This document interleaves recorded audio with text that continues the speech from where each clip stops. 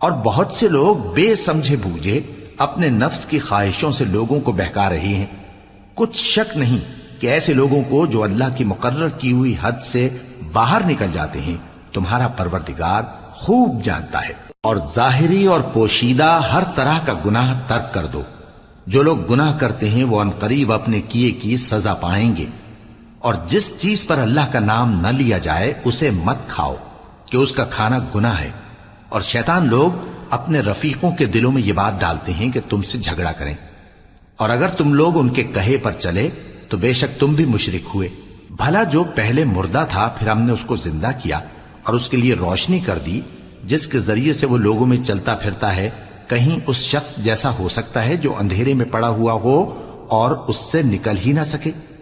اسی طرح کافر جو عمل کر رہے ہیں وہ انہیں اچھے معلوم ہوتے ہیں، اور اسی طرح ہم نے ہر بستی میں